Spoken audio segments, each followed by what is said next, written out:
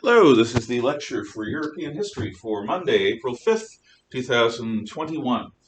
This is the beginning of our fourth quarter, and we are continuing with Unit 4, which is about the 20th century, particularly the time after the beginning of World War I. What we've done so far is what Wilson called the war to end all wars. What an idealist Wilson was. What a guy. Well, you're gonna see some of his legacy today play out. The man is a college professor who became governor of New Jersey and then president of the United States. And like many people in that line of work, Wilson believes the world is scrutable to rationality and can be figured out and engineered, re-engineered, better, stronger, faster than it used to be. Well, we'll see how that turns out. If you're in AP, we are meeting this week. We're going to conclude discussions on the recent past and begin work on DBQ prep. So be here if you are an AP student on Wednesday during lunch.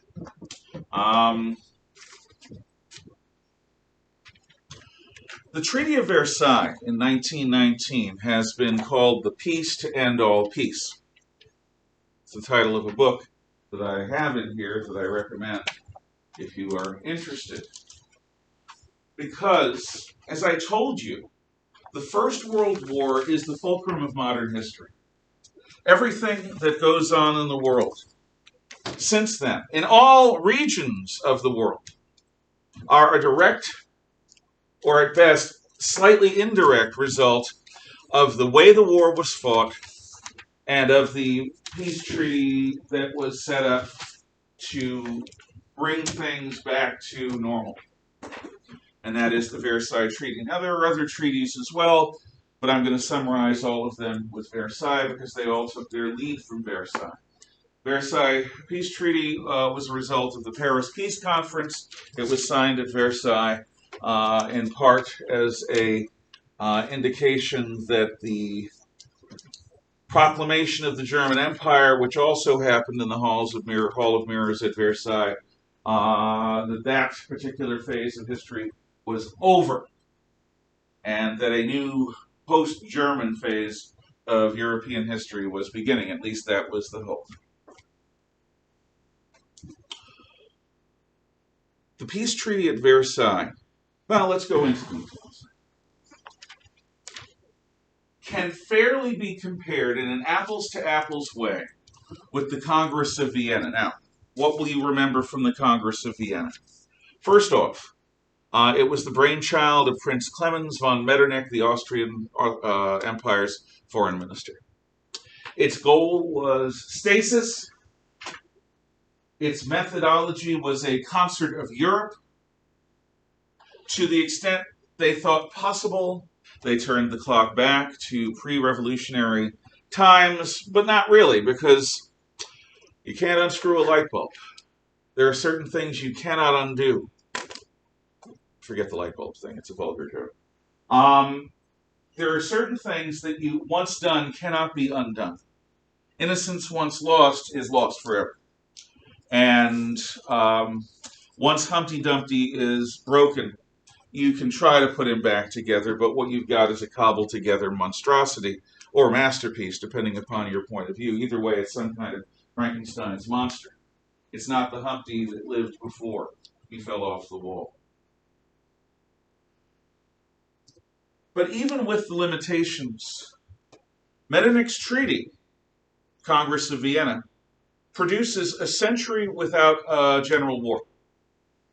And that's its primary goal. Stasis, it's a goal, but it's also a means. The concert of Europe is definitely a means. Nobody who lived through Napoleon's wars wanted to repeat that. Very few people who lived through the French Revolution, which brought about Napoleon's wars, wanted to repeat that. As a result, everyone on all sides, even the French, were motivated highly, personally, as well as politically and for national ambitions, to create a peace worth living in that would, to the greatest extent possible, retard the growth of historical trends that lead to revolution, social revolution, civil war, and general war. General war is the big kind of war, global war. And it worked. For 99 years, the peace was preserved. And until really 1848, the social systems in Europe that the Congress of Vienna set up, at least outside of France, were preserved. And frankly, even beyond 1848. In most places, they were challenged in 1848, but again, outside of France, there was no general revolutionary change. The Frankfurt Diet failed. The Hungarian Rebellion failed. The Frankfurt Diet was a foretaste of German unification. The Hungarian Rebellion, though put down by Russia, was a foretaste of what would be the Austro-Hungarian Empire, a dual monarchy. France, of course, went its own way in the 1820s and 30s, ultimately choosing Napoleon III to be their new emperor. But even with the fall of Napoleon III's empire and the establishment of France's Third Republic, even with the unification of Italy and the unification of Germany, even with the Industrial Revolution, the biggest change in human lifestyle since we discovered farming, even with all of this, there isn't a general war. There are small wars. There are a couple of medium-sized wars. But there's no full-scale total war between the major powers. The Congress of Vienna was a conservative peace. It was not idealistic. It was extremely practical. It wanted to preserve the peace, and it set up a system of power politics with the concert of Europe that would have conservative European nations reinforce and protect one another from revolution. Because revolution in France will spread, just like a fire in an apartment will spread to the other apartments in that building. That's how they saw it, because they had lived through the trauma and the hell of the Napoleonic era and the French Revolution. They were tired of it. You've never lived in a country at real war. What we've been involved with in the War on Terror, it's war to those who go. It's war to those who have family members who go. And it's war to those who understand what was before, but it's not a general war. It's a colonial war. It's the equivalent of Britain, while at peace at home, absorbing India, defeating the Zulus, at worst, holding back the Boers. The War on Terror, in 20 years, has had fewer casualties than a few hours at the Somme or Verdun, or D-Day, or the Battle of Stalingrad.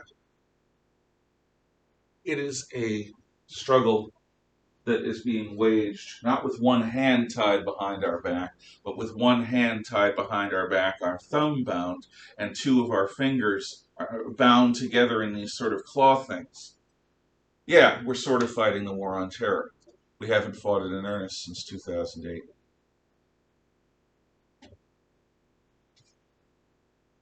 I say this because most of you don't know what it's like to have relatives in the line of fire, or friends, people that you personally know.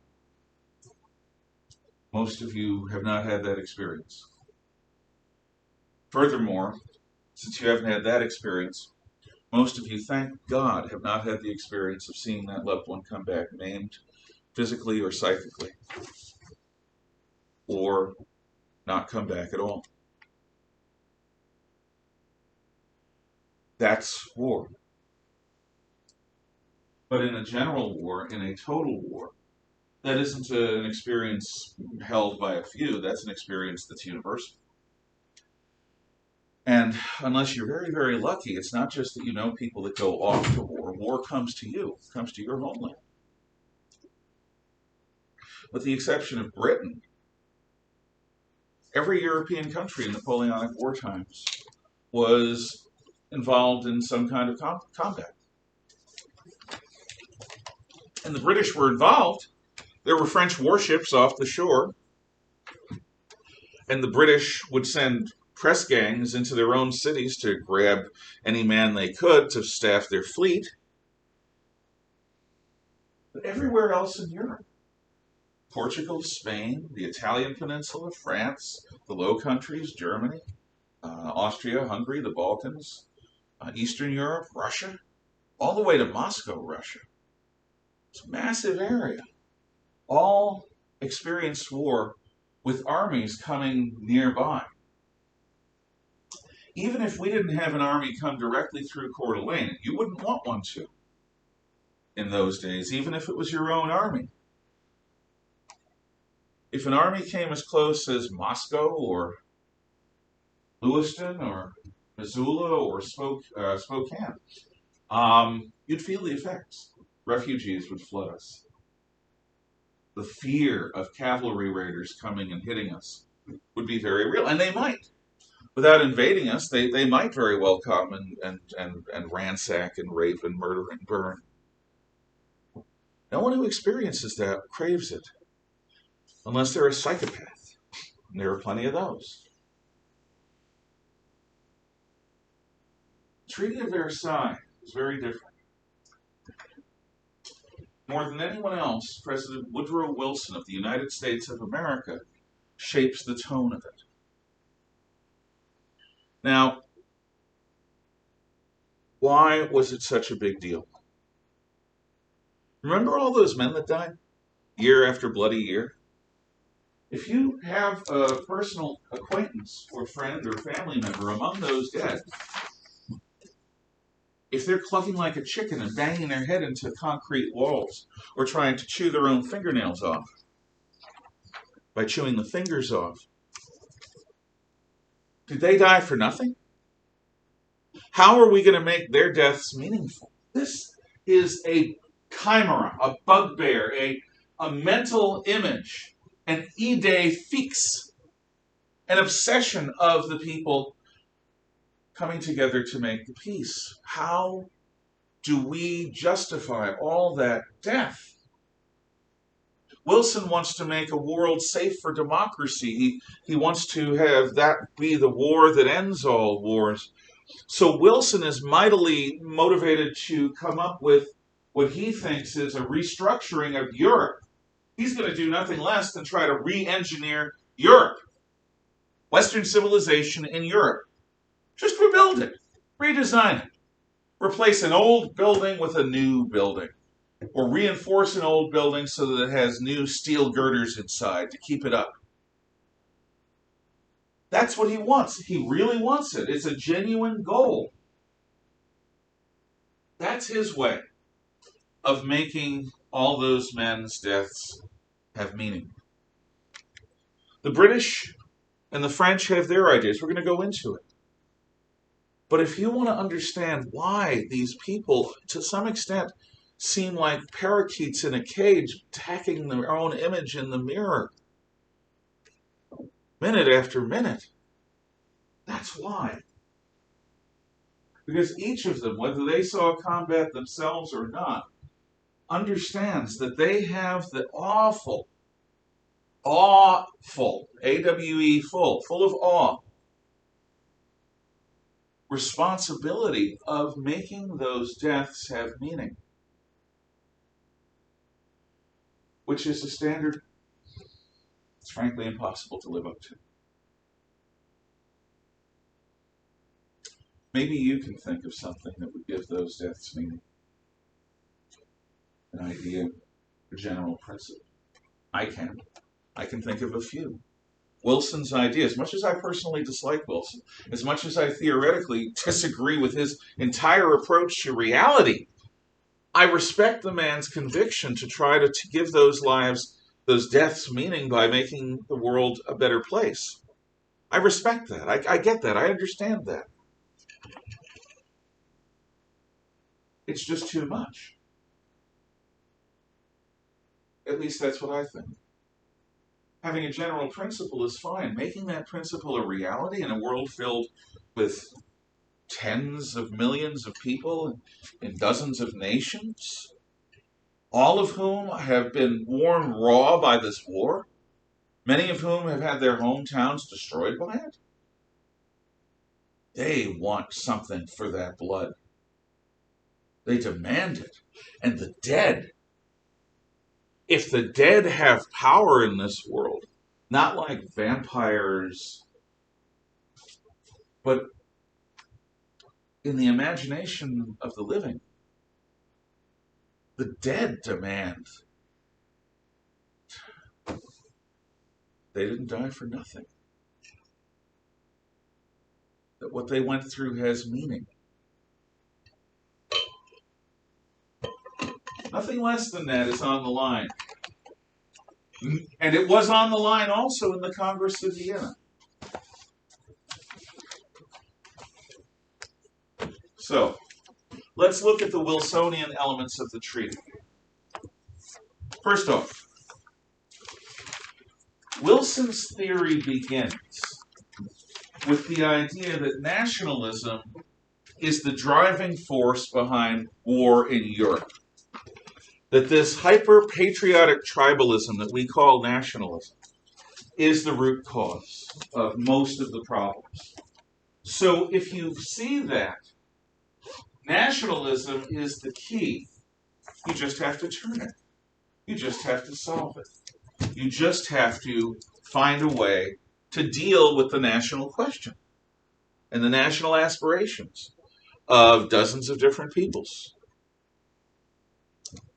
Central and Eastern Europe had three countries: the German Empire, the Austro-Hungarian Empire, and the Russian Empire. And south of them, there were the Balkans. There was Serbia, there was Montenegro, there was Greece, there was Bulgaria, there was Romania. Then there was the Ottoman Empire, an alien civilization, somewhat slightly Europeanized. But with the exception of the Balkans, three basic empires. But they are far more than three different nationalities. So what Wilson wants to do, to the greatest extent possible, is solve the national problem by granting the aspirational wishes of every national community.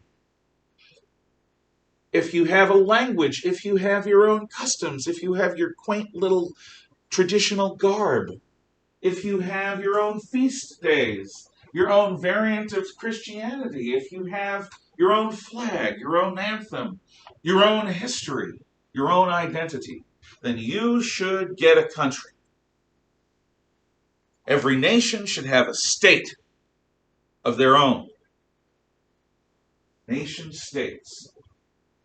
Wilson's solution is, to the greatest extent that he thought possible and that the negotiations at Versailles would allow, every national community would get its own state, its own country, its own army, government, constitution, politics, money, all that stuff. National self-determination. Which in theory makes total sense, just like socialism in theory makes total sense. Oh yes, we have so many people. Let's make sure that there's a basic minimum standard of living. Yeah, we can do that. Makes logical sense in theory. All we have to do is just have the courage to do something that didn't evolve naturally. That didn't come from history. Came from our imaginations, like Athena coming straight out of Zeus's forehead. There she is. She didn't come through natural processes. She came from the mind and the imagination and the life force, the vitality of Zeus. Wilson's going to play Zeus. National self-determination. But Wilson's going to discover that, like the Indian subcontinent, Europe is not composed of a patchwork of distinct national communities. Europe is blended, multicultural, multinational in many places, in many ways. And this comes out of the authentic history of Europe. For example, remember Alsace-Lorraine? that area that was German until Louis XIV took it, and then was French throughout the French Revolution until the Germans took it, against Bismarck's advice, after the Franco-Prussian War. Well, Alsace-Lorraine is going to become French again after World War I. Everyone knows that. With an Allied victory, France gets Alsace-Lorraine back. Now, Alsace and Lorraine are two French departments. They're in the Vosges Mountains. They're west of the Rhine River. The biggest city in the region is Strasbourg.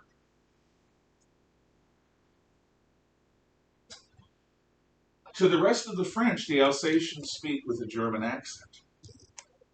To the rest of the Germans, the Alsatians speak with a French accent. During World War I, because Germany was the enemy, a lot of people in the English-speaking world started talking about German Shepherd dogs under the new name Alsatian. So if you have an Alsatian, it is a German Shepherd dog, but it doesn't carry the stigma of the German name. It's an Alsatian. And Alsace, as the Germans call it, or Alsace, as the French call it, is a region on the border. And Alsace-Lorraine is fairly compartmentalized. Where does Poland stop? And any of its neighbors start? Or for that matter, Hungary or Romania? What about the White Russians, the Belarus? What about the Little Russians, the Ukrainians? What about the Kurlanders? Or you can call them Livonians, or Lithuanians, or Latvians, or Estonians. What about the Finns? The Czechs, the Slovaks, the Slovenes, the Croats. These are all national groups. With the idea of national self-determination comes the problem. Where the hell do you draw the borders?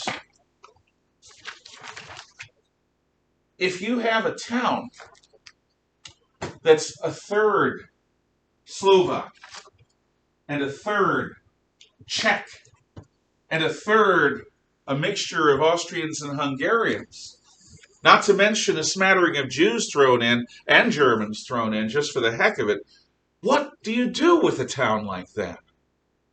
There isn't a clear majority. Well, you look at the territory around. If the country around that town is mostly Slovak, you might put it in Slovakia. But what if it's not contiguously connected to the rest of the Slovakian region? Maybe it's going to have to be in the Czech area, or maybe it's going to have to be in Austria, or Hungary, or Poland, or Germany. And what about the people who find themselves on the wrong side of the border? It's as real as life gets. Well, I'm going to do three before I do two. What is produced by Wilson's ideas? Let's look at the map. It's on the third map page. Looks like this. Now, if your notepad, you want to do that. This map here. Do you see, Gene? Well enough, or should I come back? Okay. You're right, you guys. Can you see clearly enough? You may want to have your notes out if you have. I forgot my time. Then look along. Okay. The reason I'm asking you to look at the maps is I'm going to make specific references to them. This page here. There we go. Okay. So we're going to ignore the Pacific for the time being. And we're going to look at Europe in 1914. It's a simple map. Lots of nice, clean borders. Big countries. The German Empire is dark, Austro-Hungarian Empire, the Russian Empire. Then look and compare that to the map that they're dealing with at the end of the World War. Germany controls Europe from the Sea of Azov at the edge of the Ukraine all the way to most of Belgium. Let's go to the next page. The 1930 map is what Versailles does to Germany and the rest of Europe. It is the Versailles Treaty map.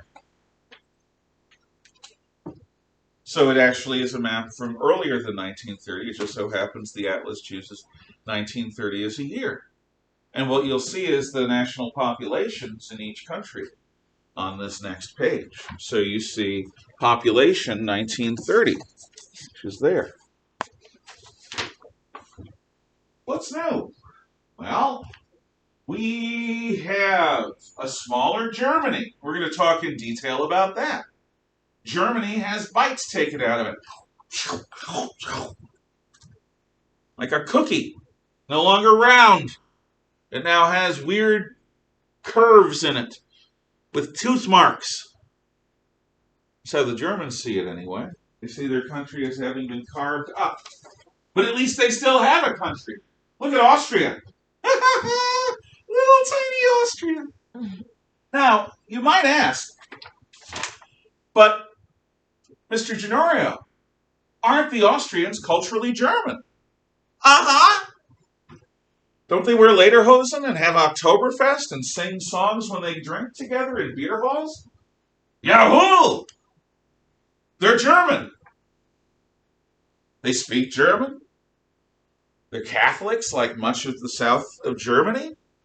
They're German in every way you can expect.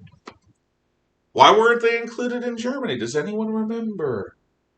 In Bismarck's Germany, in Bismarck's unified Germany, why were the Austrians left out?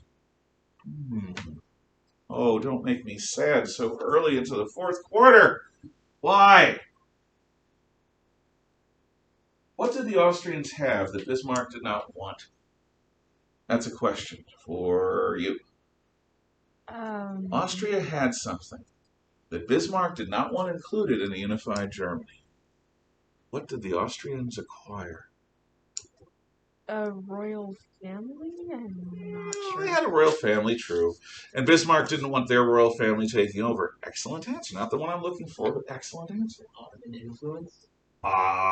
Well, if by Ottoman influence you mean all the territory that they had taken from the Ottoman Empire over the last few hundred years, you're right. Southeast of Austria are a bunch of countries that were in either Austrian hands or Ottoman hands. In 1400s, the Ottomans controlled everything east of Austria, but by 1914, the Austrians and other independence groups had risen up against the Ottomans. So in effect, the Austrians had lots of non-German people. Bismarck didn't want that in Germany. So the Großdeutschland model of unification was forgotten or scrapped, and the Kleine Deutschland form of unification was adopted, which is the unification of Germany without Austria, because Austria has all those non-Germans. But thanks to Woodrow Wilson, we've got Yugoslavia, Austria, Hungary, Czechoslovakia, Poland, Lithuania, Latvia, Estonia. We've got Finland and other things too. So, with all this in mind, does Austria still have the problem of those extra non-German people?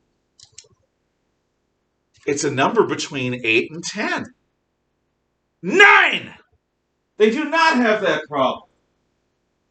By Wilson's own logic, the Austrian Germans, once their Germanic region was defined by a map maker at Versailles, should be unified with Germany. They should. National self-determination. The Austrians are Germans. But they're not. Why? Why do you think that the Austrian Germans are not added to the German Germans, which include Bavarians, Hessians, Brunswickites, Prussians, Saxons, Württembergers, Rhinelanders, Baden-Badeners? Why don't you want... Yes? It would make Germany too. I can't think. The word doesn't seem. Powerful. I was thinking big. Yeah. But yeah, you're right. We do not want to reward Germany for losing the war. So even though our guiding principle is national self-determination, we're going to make a little exception with the Germans, who are not going to be unified with the Austrians. Ha! That'll show them. Losing a war like that. And they learn that lesson. They don't want to lose another war. So national self-determination at the get-go is violated by Wilson and the others because they don't want to give Germany territory. They want to take German territory away. So it's national self-determination until it's not convenient. And then it's, well, Germany and Austria are going to be kept separate. You've got to keep them separated. Oh, well, let's see. Okay, so we got Austria. Well, what about Hungary? Yeah, Hungary is just to the right of Austria. That would be east on map terms. Hungary's smaller than it used to be. Yep, that's because what was Hungarian Slovakia is now not going to be part of Hungary. And what was Hungarian Transylvania, where Count Dracula comes from, is not going to be part of Hungary. And other areas that are going to be Yugoslav are not going to be part of Hungary. Why? Because the Austro-Hungarian Empire lost the war. So all the national aspirations of the people around Hungary are going to trump the national aspirations of the Hungarians.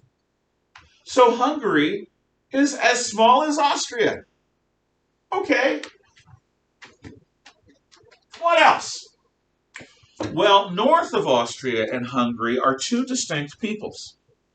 The Czechs are a Slavic people that have lived in the heart of the German region of Europe for almost 1,000 years, and they have not been culturally assimilated. The Czechs have the Bohemian and Moravian areas, and it was in Prague where the 30 Years' War sort of began with the defenestration there. The Czechs are very Central European. They're very sophisticated. The Slovaks are to the east. They're north of Hungary. And the Slovaks are much more of a farming people, a pastoral people, a non-industrial people, sort of a backward people.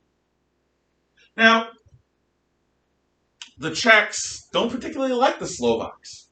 And the Slovaks don't particularly like the Czechs. But they're going to be put in the same country. Because the people at the Treaty of Versailles think that having Czechia and Slovakia as separate countries would create a power vacuum. They'd be too small. So we're going to put them together. There is a giant Indian reservation in northeastern Montana.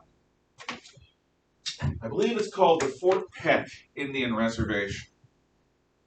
And when I was thinking about coming out west, they offered me a job.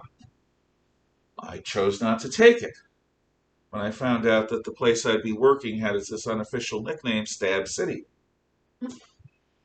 Unfortunately, many of the Indian reservations are not as nice as we would like. There are problems. One of the particular problems in Fort Peck, and I did find this out as part of my research, is that the two tribes who live on it, and I don't remember the names of the tribes. I should have looked it up. I didn't.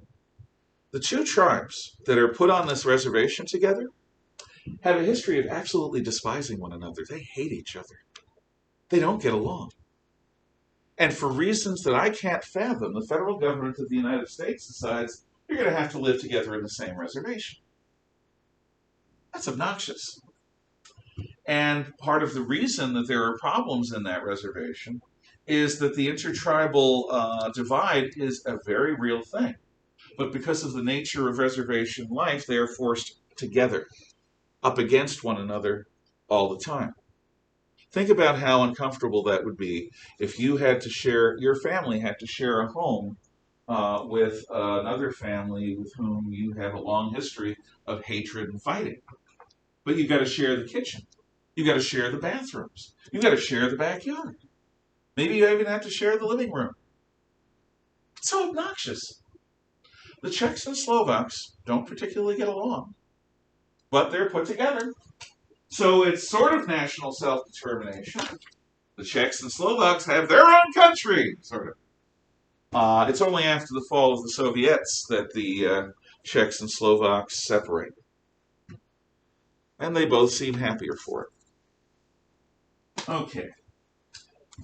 Let's look at Romania. But Mr. Gennaro, am I doing that? That's an obnoxious rhetorical trick. I'm sorry. It's early. But Romania isn't a new country. It existed before. You can see it. It's a little different shape on the old map. It sort of looks like a little squished fist with a big thumbs up.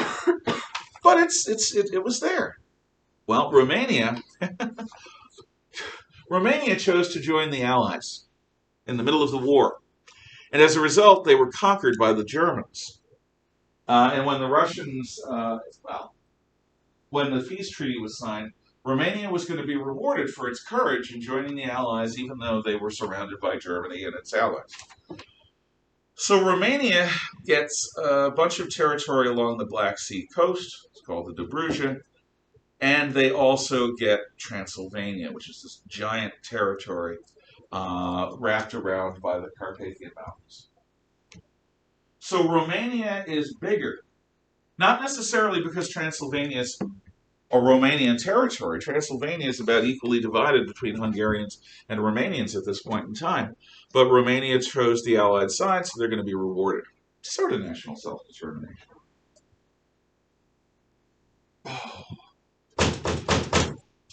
Yugoslavia literally means land of the South Slavs. Jugo means south. Yugoslavia, land of the South Slavs. Who lives in Yugoslavia? See, it was spelled with a J for a while, and then it was spelled with a Y. And then Yugoslavia came up with its biggest export, the Yugo, which was a car from the 80s. This little tiny communist East European car that was really, really, really, really, really inexpensive because it was really, really, really, really, really dangerous and cheap. Tiny little car with death trap. But it was cheap. Anyway, the Yugoslavs, who do they contain? Well, let's look religiously, because this is the area where World War I starts. Yugoslavia includes Bosnia-Herzegovina. It doesn't even have one name, it has two, Bosnia-Herzegovina. So, Yugoslavia, what it really is Greater Serbia. See, the Serbs were against the Germans and Austrians. Remember the Serbs? They start the war. The Serbian Secret Service orders the assassination of Archduke Franz Ferdinand. So they start the war. They actually bear war guilt, but they're on the winning side. So Serbia is going to be rewarded.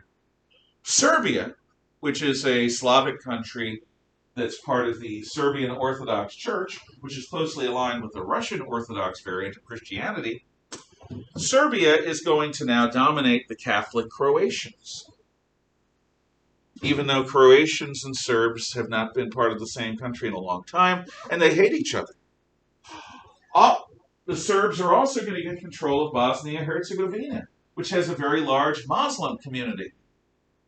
But the Serbs are going to get control of them. The Slovenes, who are sort of on the Italian border, they're going to be part of Yugoslavia. And the Montenegrins, they're going to be part of Yugoslavia. The Macedonians, who are outside of Greece, they're going to be part of Yugoslavia. And Kosovo is going to be part of Yugoslavia. In fact, most of the Balkans, except for Albania, Bulgaria, Greece, and Turkey and Europe, are going to be folded into the Yugoslav state. Yugoslavia is a multicultural quilt. It is a multi-religious paradise, a multi-ethnic utopia that's dominated by the Serbs. So the Serbs get to dominate and irritate and mess with half a dozen other national groups in the name of national self-determination. Why? Because Serbia is an ally. And because, frankly, and this is in sympathy with Wilson and the people at the Treaty of Versailles, because no one in their right minds can figure out how to draw decent borders for these little ethnic groups, Slovenes, Croats, Serbs, Montenegrins, Bosnians, Herzegovinans, Kosovoans, Macedonians. It's impossible, they say. And frankly, what proves their point is after the fall of the Soviet in the 1990s, Yugoslavia descends into civil war with genocide. The first full-scale genocide, really, since World War II, certainly in Europe. Where a new term, a nice euphemistic term, that the Nazis would love, is developed called ethnic cleansing. One side takes over a town. And the problem has always been that this town is divided between Serbs and Croats and Bosnians and others. So the Serbs or the Croatians, they all do it. They all do it in this Bosnian, in this Yugoslav civil war. Is for about 5 years, they just kill everyone else, or they drive them out. But usually they just kill them. Like, okay, we know who is part of the minority, the non-us group. So let's go out to the woods. We're going to go take a hike.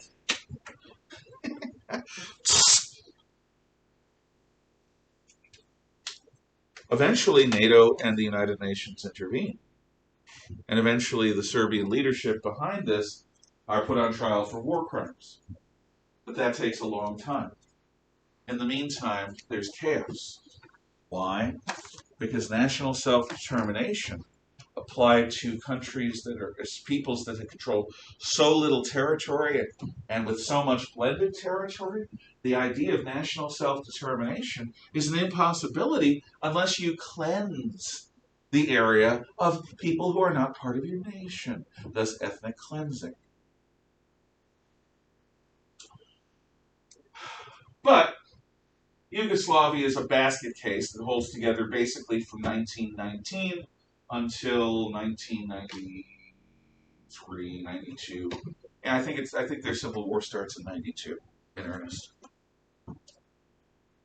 So now you see that giant Yugoslav territory on the map, north of Greece and west of Romania. It really is divided up. And if you want to have fun, compare that to the map on the lower right on the same page, 1st January 2000, where you can see that after the Yugoslav Civil War, you've got Slovenia, Croatia, Bosnia, Yugoslavia. That's what the Serbs call their country still, Yugoslavia. Did Montenegro come back? No, that's still part of Serbia. But there's Kosovo, which is part of Serbia, and Macedonia is the former Yugoslav Republic of Macedonia, because the Greeks don't want the Macedonians claiming territory along the Aegean Sea coast. So what is called Macedonia has actually one of the longest national names in the world, the former Yugoslav Republic of Macedonia, because the Greeks insist on that, because otherwise the Macedonians could claim, well, some Greek territory. At least this is what the Greeks are afraid of. Now, let's look east of the Baltic Sea. East of the Baltic Sea, we've got, well, first of all, there's East Prussia and Danzig. East Prussia is where the Teutonic Knights first settled. It's not connected to Germany anymore. Well, that has to do with Poland. See, Poland is very important. The Bolsheviks were actually invading Europe in 1920. Bolshevik armies were heading to Germany to spread revolution. And there was an even chance that if they got to Germany, they'd get their revolution, and you'd have a Soviet Germany. But in 1920 at Warsaw, the miracle at the Vistula happened, which is the Battle of Warsaw, where the Poles hold out against the Bolshevik Russians and then drive the Russians back eastward, deep into White Russia, deep into Lithuania.